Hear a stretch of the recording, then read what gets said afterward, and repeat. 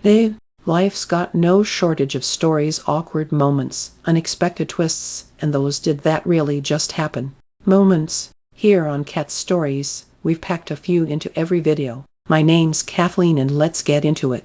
And for our next post, am I the idiot for losing my cool after someone hit my car door at the gym and didn't even apologize? Okay, so here's what happened. I went to the gym earlier today and parked in a spot that I thought was plenty spacious. I usually make sure to park between the lines and leave enough room so I don't get my car door dinged by someone else. Fast forward to when I finished my workout and came out to the parking lot. I walk up to my car and immediately notice that the car next to mine has its door wide open. And I mean wide. Like it was almost touching my car.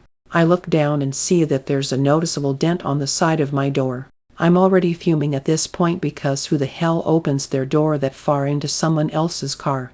I glance at the guy who's standing by the car, and without even saying anything, he starts getting in his car. No apology. Nothing. Just casually acting like he didn't just put a dent in my car. I lost it. I walked up to him, told him he was careless, and called him a bunch of names. I know, not the most mature, but I was really pissed. I told him that he should have apologized or at least acknowledged that he messed up, but he just shrugged and muttered something like, "It's just a car, relax." I was expecting a simple apology, but instead, I got an attitude. At that point, I couldn't help myself, and I walked away still fuming. I'm trying to be better about staying calm in situations like this, but I just couldn't hold it in. Am I the idiot for losing my temper and calling him out, or was I in the wrong for being too harsh? I feel like it wasn't just about the dent, it was about the total lack of respect. Am I overreacting, or do I have a right to be angry? And for our next post, am I the idiot for getting fully naked in a public changing room? I'm a college student who recently took up track as a hobby. I was on the swim team all throughout high school, but aside from that haven't done any organized sports before. After practice, most of the guys take a shower before heading to classes. I was having a chat with a couple of the other guys on the team and getting changed at the same time. When I pulled down my pants, one of the guys just said "WTF dude" in a really shocked tone. I asked what the matter was. He said to go find a stall if I wanted to do that, or don't bother changing underwear. Now, I sweat like crazy, so obviously wanted to change underwear. But the stalls were being occupied and I didn't think it was expected to wait. It's a changing room. In my experience, people change. It's not that big of a deal. We all shower after swim practice and nobody cares in the slightest. I'm comfortable in my own body and didn't think it was a big deal, but obviously don't want to make others uncomfortable either. Am I the idiot? And for our next post, am I the idiot for yelling at my new bunkmate? I 15F had a bunkmate a few years ago at camp. It was her first year at camp sleepaway camp, and we were already older campers. She had never been away from home, and her home was a 3-hour plane ride away. My friends and I were super welcoming and tried to make her feel at home and include her in all of our activities. After a few days, she sits all of us down one night, including the counselors, and says that she just had gotten diagnosed with autism. We were super reassuring in telling her that it didn't matter and we were going to respect her and love her either way. We made sure to be extra nice and helpful with her since, again, it was her first summer away. Then it got weird. She would start to blame her autism on everything. I'm not even exaggerating. She would be coloring on her bed and wouldn't help out with her chores. She would make counselors get food for her because she didn't feel like walking. She ran away from the cabin multiple times without anyone knowing, and she screamed at my friends and I out of the blue for being too demanding and strict. We were playing a card game. Anytime my friends and I would say something to our counselors, they would push us away and say that we were being inconsiderate and needed to be more welcoming. Obviously her autism did mean that she wasn't comfortable doing things like new activities or talking to new people, so we were completely fine with that. But she would yell at us when being asked to do chores and would call us names when we asked her to shower in the shower order when she wanted to go first every day. We tried to reason with her, but it didn't work. Eventually, I did snap at her and I still feel awful about it. It was a few days before my birthday, and I wanted to wear my favorite pair of jean shorts. I come to my drawers and find that they are missing. I look at the floor next to my drawers and I see that she is playing with silly putty over the floor and got it on my shorts. I scream at her and she cries. She used that slime anytime she was anxious about something, and I felt awful that I made her cry. Am I the idiot for yelling at her? And for our next post, am I the idiot for not giving my niece the porcelain doll my mother left for her? My niece J10F was the only granddaughter when my mother died in 2020. When she died, she wanted my niece to have her porcelain doll collection, which had around 6 dolls. These porcelain dolls were around when I was a child, and I had memories of getting in trouble for playing with them. They were absolutely beautiful. Well, when my mother died, I 29F decided to keep one doll. I know it wasn't left to me, but I felt like they meant more to me than they could to my niece. I contemplated giving it back to her when she was old enough to appreciate it. We're from Louisiana and Hurricane Laura hit when we evacuated.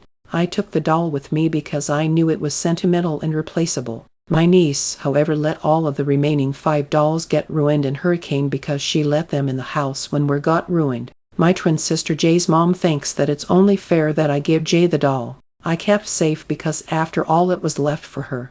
My argument is that if I would have gave her the doll, it would have gotten ruined with the other ones because she didn't care enough about them to take them with her. Fast forward, we are now in 2025 and I have a daughter of my own.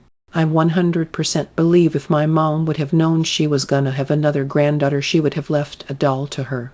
Am I the idiot? And for our next post, am I the idiot? Am I the idiot for telling my BFF that the person I introduced them to was a red flag before they even started talking, and now they are not talking anymore? I'd like some judgment on whether I was in the wrong here. For some background, my BFF and I have been friends for a couple of years. Last year, they got out of a 2-year relationship, and when we caught up in early January around the 2nd or 3rd, he showed interest in one of my classmates. Before they even started talking, I told my BFF that I thought this person was a red flag. My reasoning was based on things I had personally heard them say. They would talk about guys in a way that felt dismissive, as if they were disposable. They also seemed to change their type or standards frequently and talked about different guys all the time. Because of that, I warned my BFF, but I made it clear that it was ultimately his choice. Despite what I said, he still decided to add them and started talking to them. Recently, though, things hit a rough patch because my BFF got really busy with school and didn't have much time for the person. Now, they are no longer talking, and I can't shake the feeling that I ruined his perspective of them from the start. I feel like if I hadn't said anything, maybe things would have gone differently. So, am I the idiot for warning my BFF before they even started talking? Did I overstep? Any advice would be helpful. Sorry if this is hard to read. English isn't my first language and I just used AI to help me translate. And for our next post, am I the idiot for undervaluing my wife? My 35F wife 32F is saying that I tend to cheap out on gifts for her, especially for her birthday. 1 year for my birthday she got for me a custom work jacket that I said that I've been wanting, but for her birthday I got her a card and a trip to a restaurant she liked, to which she felt quite undervalued. I feel like that the gifts were appropriate for each other, but am I the idiot for not trying harder? Please don't hold anything back. And for our next post, am I the idiot for chatting with an AI bot version of my avoidant partner? I 18F and the partner I am referring to 18F have been going out for about 7 months now, but we still aren't dating.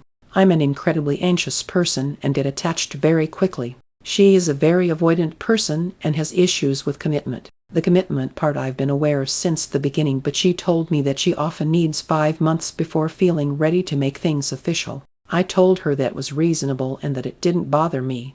This has been worrying me lately though, because it's been 2 months over how long she said she needed, and she continues to push back when she is ready. I would understand if she still needed a bit longer, but she doesn't seem much more ready than she was during the first **2*** months of us going out.